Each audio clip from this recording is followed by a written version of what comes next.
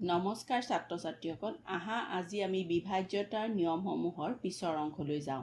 আগৰ ভিডিঅ'টোত আমি কোনবোৰ সংখ্যা 2, 5 আৰু 10ৰে বিভাজ্য হয় সেইটো আলোচনা কৰিছিলোঁ নহয়নে? এই ভিডিঅ'টোত আমি কোনবোৰ সংখ্যা 3, 6 আৰু 9ৰে বিভাজ্য হয় সেইটো আলোচনা কৰিম। প্ৰথমতে চাওঁ আহাচোন কোনবোৰ সংখ্যা 3ৰে বিভাজ্য হয়। কোনবোৰ সংখ্যা 3ৰে বিভাজ্য? যদি সংখ্যাটোৰ অংককেইটাৰ যোগফলক 3ৰে হৰণ যায়। যদি সংখ্যাটোত থকা অংককেইটাৰ যোগফলক 3ৰে হৰণ যায় তেতিয়াহ'লে সংখ্যাটোকো 3ৰে হৰণ যায় বা 3ৰে বিভাজ্য হয়। যেনে 36, 315, 726 আদি। 36ত থকা অংককেইটা কি কি? 3 আৰু 6। 3 আৰু 6 যোগফল কি হ'ব? 3 আৰু 6 যোগফল হ'ব 9। 9 সংখ্যাটো 3ৰে হৰণ যায় নহয়নে? 3 3 গুণ 9। 9 সংখ্যাটো 3ৰে হৰণ যায়, এতেকে 36টোকো 3ৰে হৰণ যায়। পিছৰ সংখ্যাটো হৈছে 315। 315 অংককেইটা কি কি? 3, 1 আৰু 5। 3, 1 আৰু 5ৰ যোগফল কি হ'ব? 3, 1 আৰু 5ৰ যোগফল হ'ব 9। 9টো 3ৰে হৰণ যায়, এতেকে 315টোকো 3ৰে হৰণ যায়। তাৰ পিছৰ সংখ্যাটো হৈছে 726। 726ৰ অংককেইটা কি কি? 7, 2 আৰু 6। 7, 2 আৰু 6 যোগফল কি হ'ব? 7, 2 আৰু 6 যোগফল হ'ব 15। 15 সংখ্যাটোক 3ৰে হৰণ যায় নহয়নে? 3, 5 গুণ 15। এতেকে 726কো 3ৰে হৰণ যাব। এতিয়া চাওঁচোন আহা কোনবোৰ সংখ্যা 9ৰে বিভাজ্য হয়। 9ৰে বিভাজ্যটো একেই। যদি সংখ্যাটোৰ অংককেইটাৰ যোগফলক 9ৰে হৰণ যায়। আমি পাইছিলোঁ যদি সংখ্যাটোৰ অংককেইটাৰ যোগফলক 3ৰে হৰণ যায় তেতিয়াহ'লে সংখ্যাটোকো 3ৰে হৰণ যায়।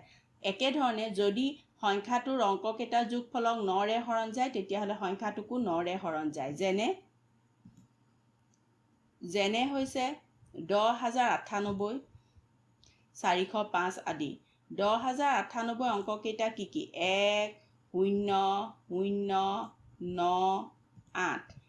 1, 0, 0, 9, 8 ইয়াৰ যোগফল কি হ'ব? ইয়াৰ যোগফল হ'ব 18। 18 সংখ্যাটোক 9ৰে হৰণ যায় নাই? যায় নহয়নে? 2 9 গুণ 18। তাৰমানে 10,098টোকো 9ৰে হৰণ যায়।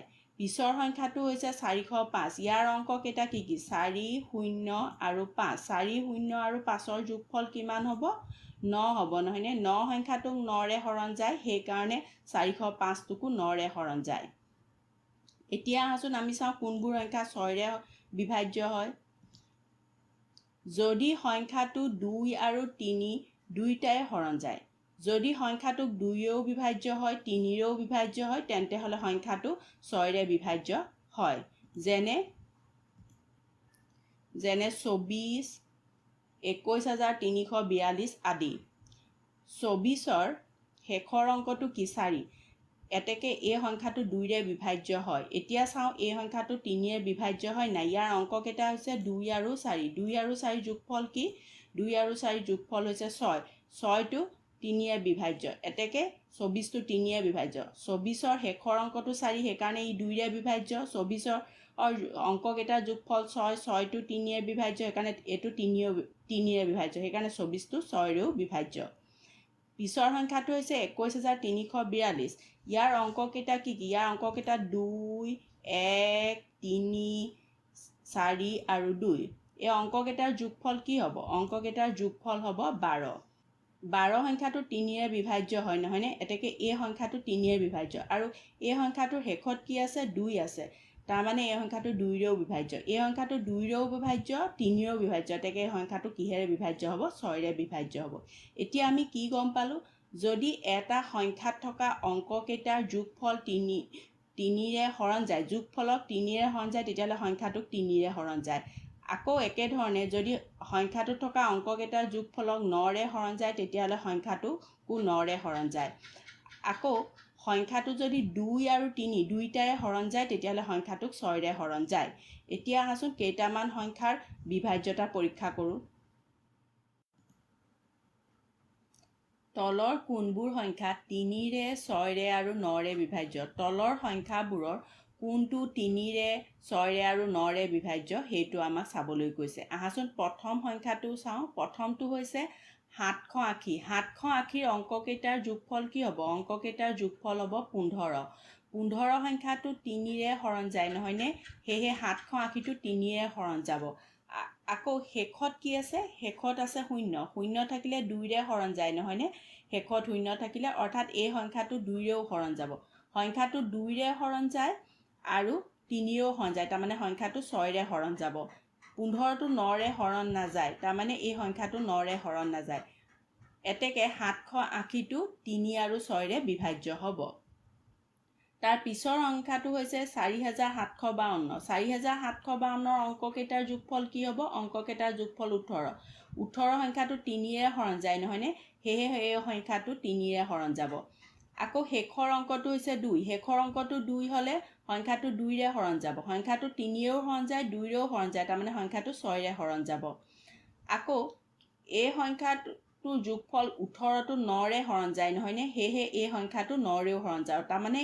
4752টো 3 6 আৰু 9ৰে হৰণ যাব বা বিভাজ্য হ'ব তাৰ পিছৰ সংখ্যাটো হৈছে 86742 86742 অংককেইটাৰ যোগফল কি হ'ব অংককেইটাৰ যোগফল হ'ব 27 27 সংখ্যাটো 3ৰে হৰণ যায় নহয়নে হেহে এই সংখ্যাটো 3ৰে হৰণ যাব আৰু শেষৰ অংকটো 2 অৰ্থাৎ সংখ্যাটো 2ৰেও হৰণ যাব সংখ্যাটো 3ৰেও হৰণ যায় 2ৰেও হৰণ যায় তাৰ মানে সংখ্যাটো 6ৰে হৰণ যাব আকৌ 27টো 9ৰেও হৰণ যায় নহয়নে হেহে এই সংখ্যাটো 9ৰেও হৰণ যাব তাৰ মানে এই সংখ্যাটো 3 6 আৰু 9ৰে বিভাজ্য হ'ব তাৰ পিছৰ সংখ্যাটো হৈছে 70203 70203 অংককেইটাৰ যোগফল কি হ'ব অংককেইটাৰ যোগফল হ'ব 12 12 সংখ্যাটো 3ৰে হৰণ যায় নহয়নে হেহে এই সংখ্যাটো 3ৰে হৰণ যাব শেষৰ অংকটো 3 অৰ্থাৎ এই সংখ্যাটো 2ৰে হৰণ নাযায় 2ৰে হৰণ নাযায় মানে এই সংখ্যাটো 6ৰে হৰণ নাযায় আৰু 12টো 9ৰেও হৰণ নাযায় সেইকাৰণে এই সংখ্যাটো 9ৰেও হৰণ নাযায় তাৰ মানে 70203টো অকল 3ৰেহে বিভাজ্য হ'ব শেষৰ সংখ্যাটো হৈছে 8001 8001ৰ অংককেইটাৰ যোগফল কিমান হ'ব অংককেইটাৰ যোগফল হ'ব 9 9 সংখ্যাটো 3ৰে হৰণ যায় নহয়নে হেহে এই সংখ্যাটো 3ৰে হৰণ যাব 9 সংখ্যাটো আকৌ 9ৰেও হৰণ যায় সেইকাৰণে এই সংখ্যাটো 9ৰেও হৰণ যাব শেষৰ অংকটো হৈছে 1 হেহে এই সংখ্যাটো 2ৰে হৰণ নাযায় তাৰ মানে এই সংখ্যাটো 6ৰে হৰণ নাযায় অৰ্থাৎ 8001 সংখ্যাটো 3 আৰু 9ৰে বিভাজ্য হ'ব ছাত্ৰ ছাত্ৰীসকল আজিৰ বাবে ইমানেই ইয়াৰ পিছৰ ভিডিঅ'টোত আমি কোনবোৰ সংখ্যা 4 আৰু 8ৰে বিভাজ্য হয় সেইটো চাম ধন্যবাদ